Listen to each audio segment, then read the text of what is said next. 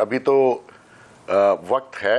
Naturally मुख्तलिफ जो पार्टियां हैं वो नेगोशिएशंस में हैं कि कैसे इसकी फॉर्मेशन की जाए, और मैं ये समझ रहा हूँ कि ये पॉजिटिव है। पहले ही जो मामला तय होने हैं गवर्नमेंट बनने से पहले वो कर लिए जाएं।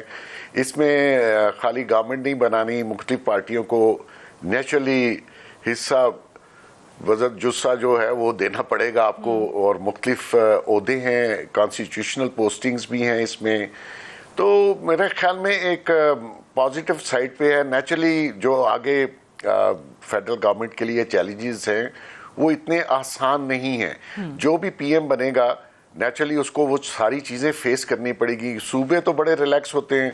पीपल्स पार्टी सिंध में पिछले 15 साल से अभी 5 साल आगे 20 साल, इतना वक्त तो शायद किसी बादशाह को भी नहीं मिलता कि वो अपनी रियासत को रन कर सके।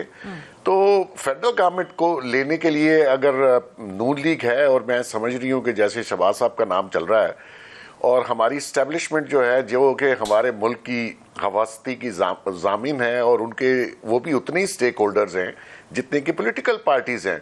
इस मुल्क की हिफाजत भी करनी है और इसको चलाना भी है, और इसको जो फाइनेंशियल इकोनॉमी और मईशत के जो मसाइल हैं उससे कैसे निकला जाएगा। आने वाले दिनों में बड़े सख्त हालात होंगे। तो वो सारी चीज़ें सोचते हुए अगर वो समझते हैं कि जी नून लीग के शहबाज शरीफ को दी जाए, जो कि मैं समझता हूँ इन हालात में बेहतर चॉइस है, लेकिन आया वो सारी चीज़ें स्मूथ फेडरल गवर्नमेंट की चलेंगी, पार्लियामान चलेगा, सेनेट चलेगा, सेनेट के इलेक्शन में आगे, तो ये सारी चीज़ों के लिए टाइम है। बहरहाल टाइम 28 या ये साल तो हर ये महीना तो 29 का भी है, तब तक का टाइम है। मेरे ज़हन में ये है कि ये बन जाएगी, ठीक है, और अल्लाह ने चाहा तो बेहतर अंदाज में बनेगी। कल के जो इंकशाफात हुए हैं, जो कमिश्नर रावलपिंडी की गिरफ्तारी भी हो गई, सारी चीज़ें भी सामने आ गई, एक प्रोपेगेंडा का बाजार गर्म है सोशल मीडिया पे। और कोई हैरत की बात नहीं है, क्योंकि हर दौर में हर किसी ना किसी इंसिडेंट के बाद हम ऐसे ही देख रहे होते हैं। और जहां पर ब्यूरोक्रेसी को या जो सीनियर सरकारी अफसरान हैं उनको कहा जा रहा है कहीं ना कहीं रिक्वेस्ट के लहजे में, कहीं ना कहीं धमकी आमेज लहजे में, कि जनाब आपको भी वही काम करना चाहिए जो चट्ठा साहब ने कर दिया है। तो ऐसे लोगों का क्या करेंगे, ये जो एक नैरेटिव बन रहा है? साथिया, बेसिकली मैं जितना उनको जानता हूँ, मैं कल एक्चुअली ट्रैवल कर रहा था, तो जब मैंने सुना, मेरे लिए तो बहुत हैरत की बात है कि ऐसा शख्स जिसका माजी को इतना शानदार ना हो, और ये तो खैर ब्यूरोक्रेट तो बहरहाल जिस तरह बने और जिस तरह ऊपर आ गए, he is not a CSS officer और DMG ऑफिसर, और दुनियादारी में पूरे हैं। हर बंदे के साथ, हर हुकूमत के साथ, हर अपने अफसर के साथ इन्होंने हर काम किया। और 2 दिन पहले तक इन्होंने जो इलेक्शन कमीशन को रिपोर्ट भेजी और सारा कुछ करके, जिसके तहत फिर पूरे पिंडी डिवीज़न के नोटिफिकेशंस हुए, और फिर एकदम इनका ज़मीर जाग गया। मैं बहुत ही मतलब मेरी समझ से नहीं आ रहा कि ये इसके पीछे स्टोरी क्या है। कोई ज़मीर शमीर नहीं जागा, ऐसे लोगों का ज़मीर होता भी नहीं है। okay.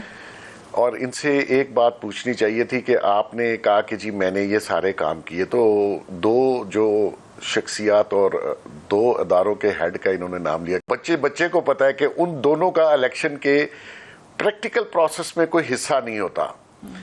तो अगर इनसे किसी ने काम करवाया है तो उसका नाम बताएं।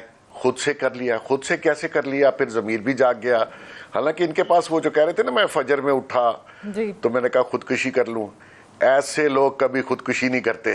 हालांकि ऑप्शन बहुत अच्छी थी, ये प्रेस कॉन्फ्रेंस करने से वो ऑप्शन बेहतर थी, लेकिन ये सब ड्रामा है, कभी ना कभी अनफोल्ड हो जाएगा, पता भी चल जाएगा। और मैं ये समझता हूँ ये हेर से है।